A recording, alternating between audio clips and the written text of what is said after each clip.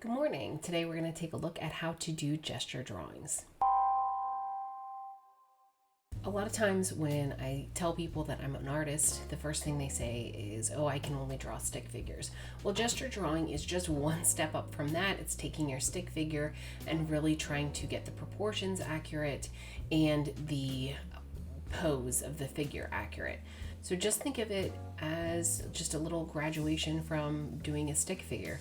That being said, one of the biggest things that people struggle with, because it is supposed to be kind of easy and quick, it should be just you trying to get down the proportions. One of the first things that people struggle with is not using an eraser. So you want to avoid using your eraser. In the end, you'll erase and clean up a little bit, but if somebody has just one line off, they want to erase it, that's going to slow you down. We're looking for time and accuracy here. And honestly, if you leave the line that you messed up, then that's going to help you gauge where the new line needs to go. So definitely don't erase those first lines. You are going to want to keep them there. So of course, one of the biggest things that we're going for is accurate proportions. So if you haven't already watched the video on human figure proportions, go ahead and do that. I will link it in this video as well, so you can go back and take a look at that if you haven't seen it already. I have two photos that we're going to work on here, and I will put them up on the screen so you guys can kind of see what I'm doing and why I'm making those choices. So first we're going to start with the figure standing up, and then the next one we're going to do is one that's a little bit more tricky, because not only is the figure sitting down, they're at an angle, and also the photographer is at an angle too, looking up. So the first one that we're going to do here is I want to use pretty much most of the entire sheet of paper. I want to make sure that I'm utilizing all of that. You don't want to draw a really tiny gesture drawing, because the idea here is to be able to tweak things as much as possible. So I'm going to start with the lines, and then we're going to move on to shape. So the first thing that I'm going to do is start to focus on her skeleton. So I'm going to try to pretend that I have x-ray vision, and like I can see that her head is tilted slightly. So that's going to be that line, and then her neck is relatively straight. Her shoulders, I'm just moving my way down, look slightly angled. Maybe not that much.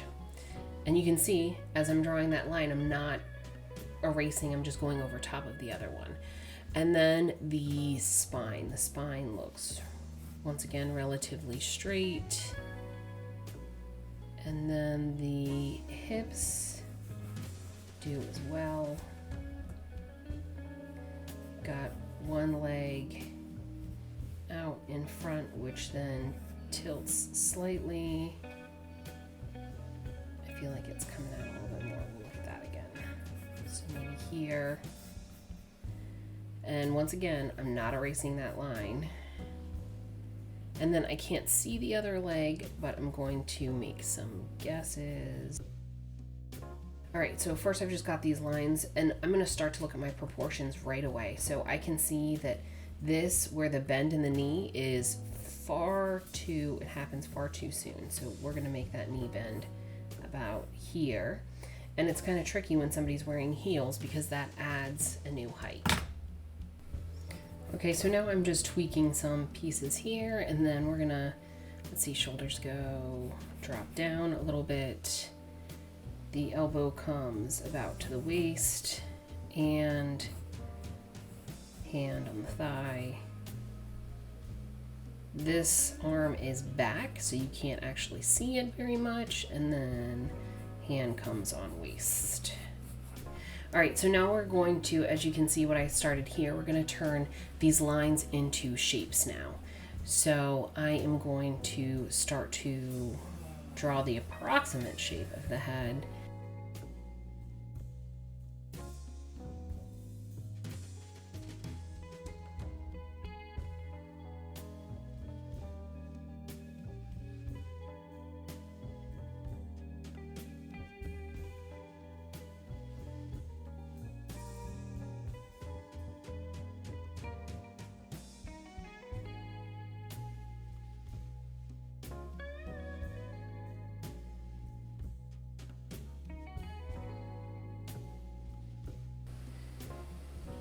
And definitely proportionately, it's looking like the legs are far too short, especially for being in heels. So let's pull that down even more. Once again, I am not erasing, because if I know that that felt too short, then I want to keep going, and then I can erase when I'm ready for it.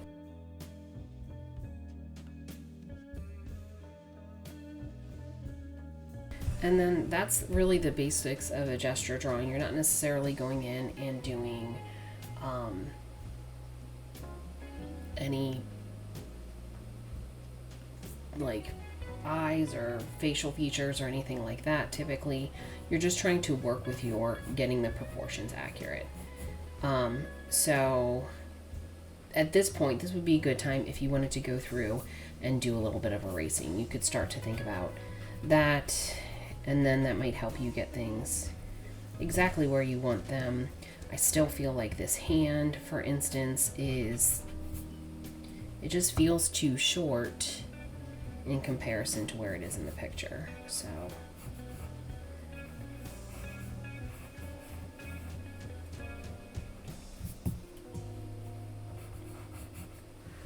you can see I'm not doing anything super refined or anything. I'm just trying to get the shapes down. And it's okay to have all of those lines there. You can still put in some of the details like the ripples of the dress, and that's fine. But you're not trying to make it look exactly like the photo. We're just going for proportions here. So then next, let's try to take a look at the other one, which tends to be a little bit more confusing. We're going to flip this over, and I'm going to try to do this one. And this one should be more difficult because, like I said, first of all, if we look at the picture, it's taken from the ground up, so the camera angle changes. There is a little bit of foreshortening happening. So let's talk about what foreshortening is. If I extend my hand out like this, it looks like I don't really have an arm. You know my arm is still there. I know my arm is still there. But first of all, my hand looks bigger than my face. You see that? Okay? It's because the hand is much closer. So the proportions are totally messed up. My hand in real life is not bigger than my face, but when it comes closer to you, it appears to be much bigger. So that's one thing about foreshortening. The other thing is that you can barely even see my arm. Once again, it's still there, you're just not seeing it.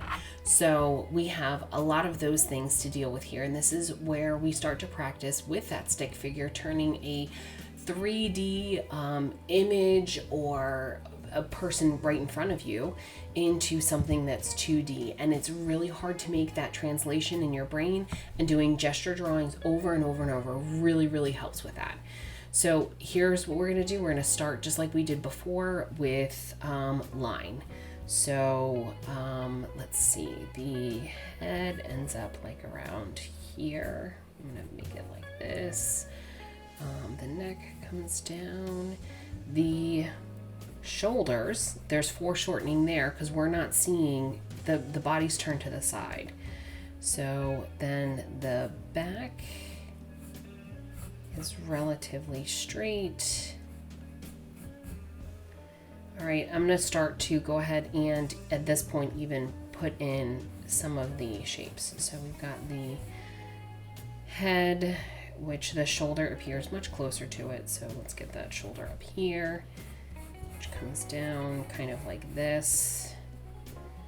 And then here's another great tip. Whenever you're trying to see if this looks perfectly flat, but I'm not sure, I'm going to hold my pencil up against the picture and see what is the angle of that arm there. And I can see immediately by doing that that the angle tilts up.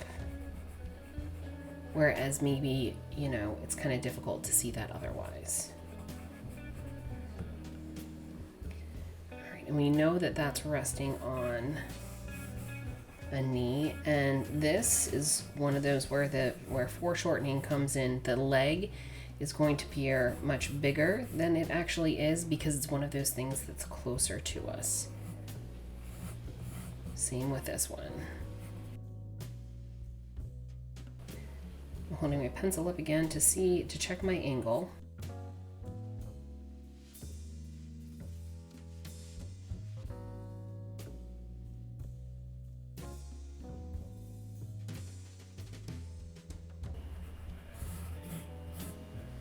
So now I'm going to go ahead and draw the chair as well.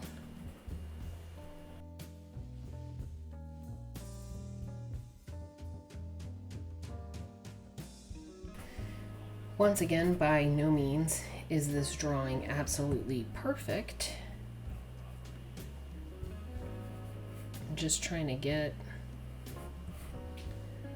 the proportions.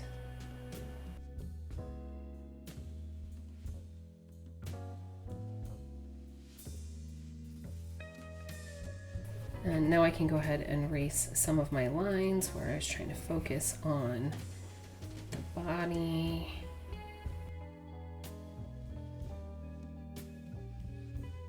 She's facing up, so her chin is actually curving a completely different way. You see a significant amount of the neck there. And the hair kind of coming into where the arm is.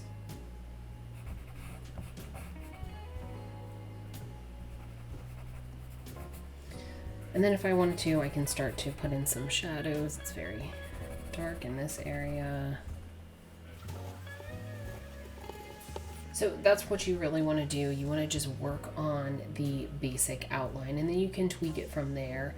And then, you know, that's really a good basis for getting it started out, because then you can get a very clear drawing. You can start to, once again, erase from there. And then if you wanted to, you could start to put in things like eyes and stuff. But once again, that's not necessarily the point of a gesture drawing. The point of a gesture drawing is just to start to practice. All right, so good luck with these. Once again, if you haven't looked at the full figure proportions, you want to check that out first. But you also want to keep in mind that in cases where you have different angles and foreshortening, that's going to vary a little bit. So once again, the legs here appear much larger than they would normally because of foreshortening. They're so much closer to the photographer, and they also appear much longer because of the angle at which they're taken.